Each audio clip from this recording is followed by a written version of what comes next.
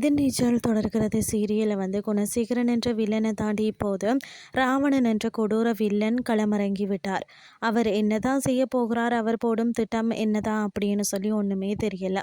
இப்போது முதல் டிராக்கெட்டாக ஜனனியை குணசேகரன் வீட்டில் இருந்து மொத்தமாக ஒதுக்கி விட்டார்.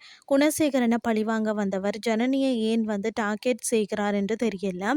கடைசி எபிசோட்ல தர்சினி ஜனனி தான் என்ன கடத்தினார், ராவணன் தான் என்ன காப்பாற்றினார் என்று கூறி விசாலாட்சிக்கு ஜனனிக்கு கதிருக்கு என்று சொல்லி ஷாக் கொடுத்துருக்கார்.